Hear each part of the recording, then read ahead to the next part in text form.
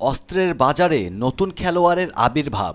যুক্তরাষ্ট্র, রাশিয়া বা ফ্রান্সের পাশাপাশি সেখানে এবার পা জমাতে শুরু করেছে ড্রাগন রাষ্ট্রখ্যাত চীন।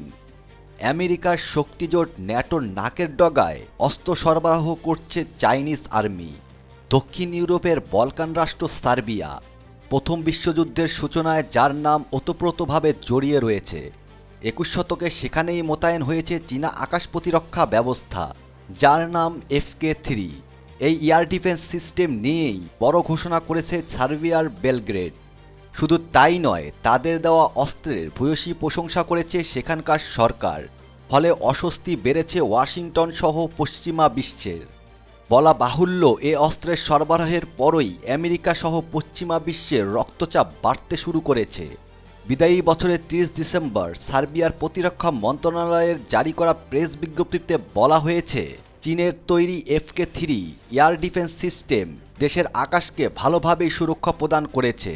এর সাহায্যে বিমান বাহিনীকে আরও শক্তিশালী এবং উন্নত করা হয়েছে।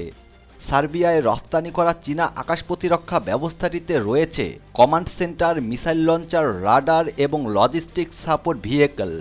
শত্রু ছোড়া ক্ষেপণাস্ত্রকে মাঝ আকাশে ধ্বংস করার ক্ষমতা রয়েছে এই এয়ার ডিফেন্সের।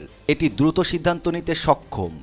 প্রতিরক্ষা বিশ্লেষকদের একাংশের দাবি, এর সঙ্গে রুশ আকাশ প্রতিরক্ষা ব্যবস্থা S-300-এর বেশ মিল রয়েছে। আমেরিকার প্রতিরক্ষা গবেষকদের দাবি, FK-3 ক্ষেপণাস্ত্রগুলি শব্দে 6 গুণ গতিতে ছুটতে সক্ষম, অর্থাৎ এর গতিবেগ 6 ম্যাক। FK-3 এবং HQ-22 দুটিতেই একটি রাডার এবং 3টি করে ক্ষেপণাস্ত্র লঞ্চার রয়েছে এবং প্রতিটি লঞ্চারে রয়েছে 4টি করে ইন্টারসেপ্টর ক্ষেপণাস্ত্র। নতুন বছরের 20 জানুয়ারি দ্বিতীয়বারের জন্য আমেরিকার প্রেসিডেন্ট হিসেবে শপথ নেবেন ডোনাল্ড ট্রাম্প। ইতিমধ্যেই ন্যাটো ত্যাগের ইঙ্গিত দিয়েছেন তিনি। ট্রাম্পের অভিযোগ, এই শক্তি জোটের দেশগুলি প্রতিরক্ষা খাতে খরচ করছে খুবই সামান্য, ফলে তাদের স্বার্থ রক্ষা করতে গিয়ে সামরিক খাতে বিপুল অর্থ খরচ হচ্ছে যুক্তরাষ্ট্রের। এই পরিস্থিতিতে সার্বিয়ায় চীনা হাতিয়ারের প্রবেশ পশ্চিমা ইউরোপের দেশগুলোকে, বিশেষ করে ব্রিটেন, ফ্রান্স এবং জার্মানির আতঙ্ক বাড়িয়েছে।